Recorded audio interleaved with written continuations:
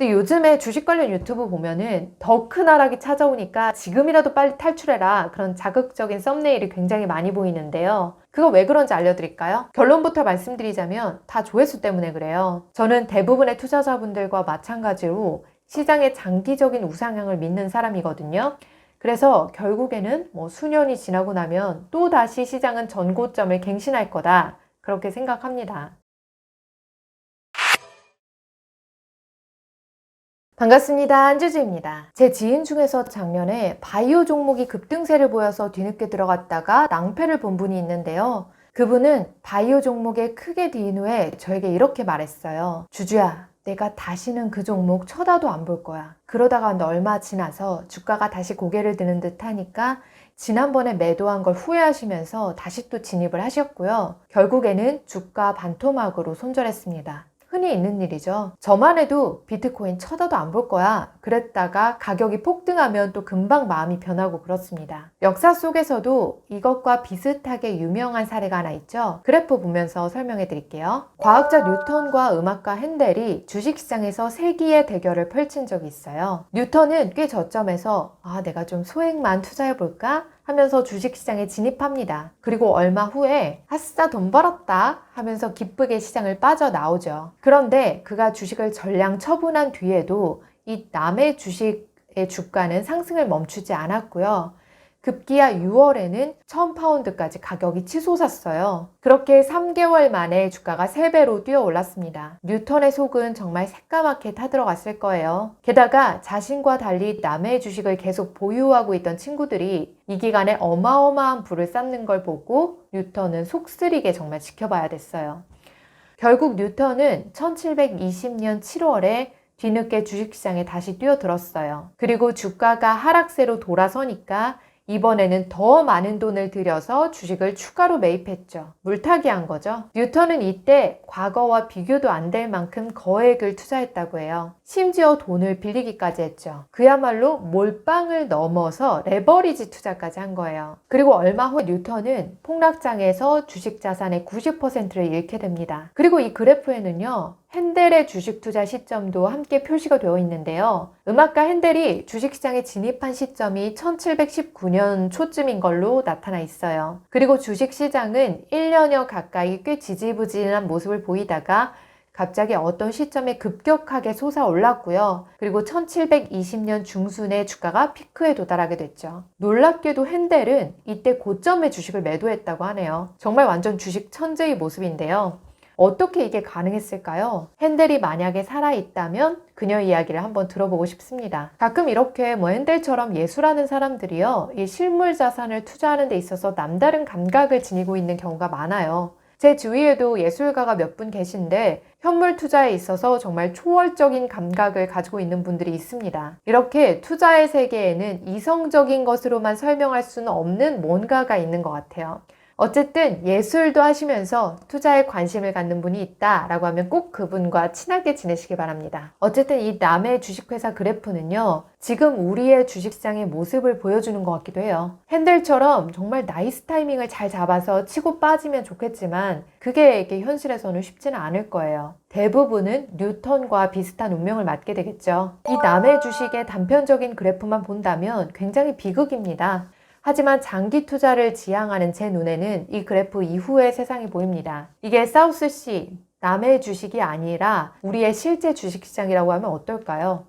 결국 제가 보여드리는 이 그래프처럼 또 전고점을 갱신해서 가는 날이 있지 않을까요?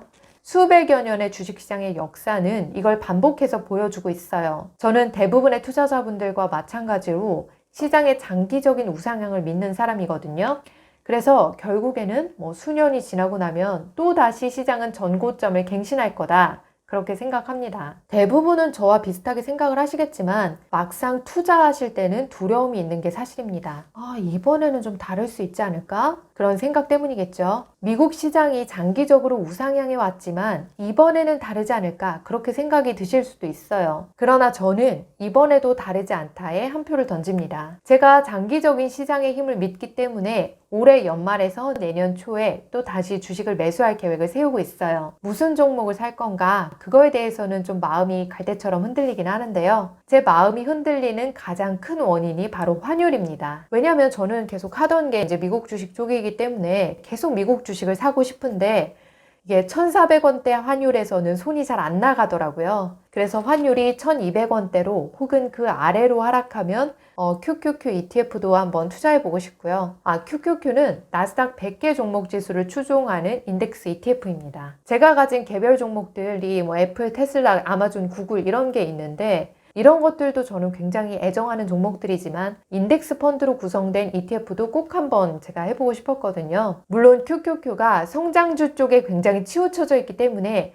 금리 인상 시기에 상승이 어려울 수는 있어요. 하지만 이걸 또 뒤집어서 생각해보면 금리 인상의 직격탄을 맞아서 가치주 대비해서 성장주가 더 크게 하락했잖아요. 그렇기 때문에 장기적으로 지금 시점에 또 성장주에 들어가서 보유하면 괜찮을 거다라고 생각합니다. 근데 이러고 나서 또 정작 매수할 때가 돼서 마음이 변할 수도 있겠지만 근데 제가 또 양치기 소년이 되면 안 되니까 QQQ든 SPY든 뭐가 됐든 제가 일단 매수하고 나서 연말 연초에 또 다시 말씀을 드리도록 하겠습니다. 일단 원달러 환율이 좀 하락해야 될 텐데요. 환율이 하락하기를 기원하고 있고요. 요즘에 보면 환율이 조금 하락했긴 한데요. 이게 추세적인 걸지는 저도 잘 모르겠습니다. 미국이 금리를 지금 같은 속도로 올린다면 환율이 안정화되기는 어려울 것 같은데요. 만약 앞으로 미국 고용률이 크게 꺾이는 상황에서 물가가 하락 기조로 확실히 돌아서면 미국이 금리를 지금처럼 파격적으로 인상하기는 어려울 거예요. 만약에 우리가 예상하는 대로 간다면 내년에는 금리도 환율도 하락할 수 있겠죠. 다만 우려가 되는 거는 한국의 채권 시장이에요. 제가 지금 가장 우려하는 게 한국의 금융회사가 붕괴하는 건데 그런 시나리오가 만약에 정말 출몰 한다면 원달러 환율이 저는 지금보다 훨씬 더 올라가 버릴 수도 있겠다 싶습니다. 저는 주식 매수를 위해서 현금을 투입할 시점을 이번에 올해 12월에서 내년 1월 사이로 보고 있고요. 환율 상승과 하락 이 두 가지 시나리오에서 각각 어떻게 대응할까를 제가 좀 생각을 해봤습니다. 원달러 환율이 상승하면 그런 때는 국내 주식시장이 안 좋게 마련이거든요. 그러면 우리의 대장주 삼성전자의 주가가 하락한 거를 보고 제가 진입 타이밍을 노려볼 수 있을 것 같고요. 반대로 제가 기대하는 것처럼 원달러 환율이 하락하면 달러로 환전을 해서 QQQ ETF로 들어가 보겠습니다. 미래가 어떻게 될지는 잘 모르겠기에 그냥 확실한 것만 일단 생각을 하려고 해요. 지금 나는 투자할 현금이 있고 환율이 상승하거나 하락하면 어떻게 하겠다.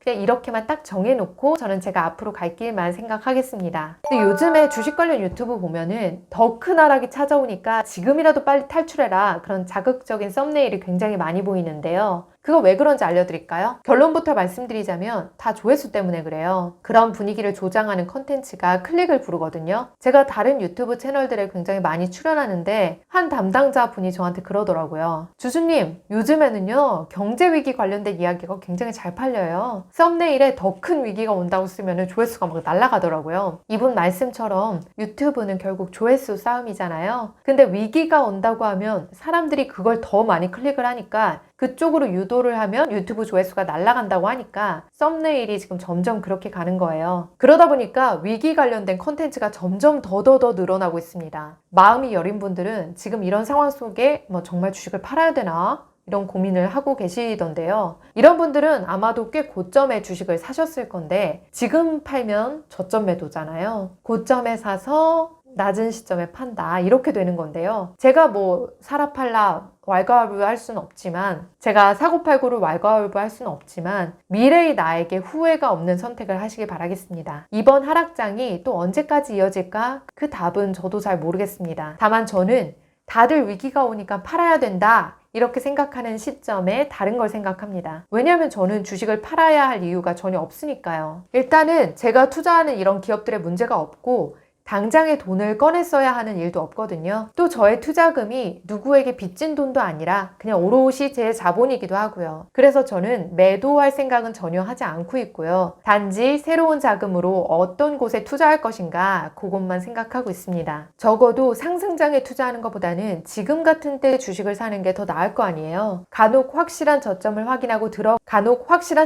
확인하고 들어가라 말씀하시는 분들도 있는데 그런 게 어디 있어요. 어차피 확실한 저점을 잡아서 들어갈 수는 없습니다. 시장이 어디 그렇게 확실한 저점 시그널을 보여주는 곳인가요? 시간이 흘러서야 결국 그때가 투자하기 좋은 때였다. 그걸 알게 되는 거죠. 시장의 불확실성이 사라지면 다시 또 주식시장에 재진입하겠다 하시는 분들도 계신데 앞서 말씀드린 사례에서처럼 뉴턴이 그러다가 박살났죠. 시장의 불확실성이 사라졌다 하는 말은 주식 투자로 돈 벌 기회도 같이 사라졌다는 의미로 해석해도 됩니다. 결국 투자자는 이런 불확실성 속에서 투자를 해야 된다는 거예요. 로우 리스크 하이 리턴은 세상에 존재하지 않습니다. 로우 리스크 하이 리턴을 주장하는 어떤 투자자가 있다면 그건 제가 자신 있게 말할 수 있어요. 그건 사기예요. 그래서 저는 지금 다들 어렵다 팔아라 하는 시기에 새로운 투자처를 물색하고 있는 거예요. 불확실성 때문에 세상이 혼란스러운 이때에 신규 투자처를 저는 물색하고 있고요. 그래야 한다고 생각해요. 하지만 이런 제가 드린 말씀이 새로운 투자 진입에 서두르라는 이야기는 아닙니다. 조급하신 게 제일 위험해요. 주식 사는 것도 파는 것도 조급하지 마세요. 서두르지 마시고요. 상승기든 하락기든 결국 문제가 되는 건 조급증입니다. 꼭 이것 때문에 후회하게 되더라고요. 뭐든 막 빨리 달려가서 사야 할 좋은 자산 그런 건 없습니다. 좋은 자산이라면 어느 시점에 내가 이걸 사더라도 먼 훗날에 주식이 상승해 있을 거니까 숨을 헐떡이면서 달려가서 매수하면 나중에 꼭 후회하게 되더라고요. 그리고 서둘러서 팔아야 할 자산도 없다고 생각합니다. 서둘러서 팔아야 되는 상황이다라고 하면은 단연컨대 이미 늦으셨어요. 얼마간 더 늦었다고 해서 엄청 상황이 크게 달라지지는 않을 겁니다. 그러니까 서두르지 마시고요. 주가가 이미 많이 떨어졌다고 해서 바삐 달려가서 매수하겠다 그런 마음은 내려놓으시고 또 바쁘게 팔아야겠다 그런 마음도 내려놓으시고요. 천천히 긴 호흡으로 고민하고 액션하시기 바랍니다. 오늘은 여기까지예요. 주주님들 편안한 밤 되세요.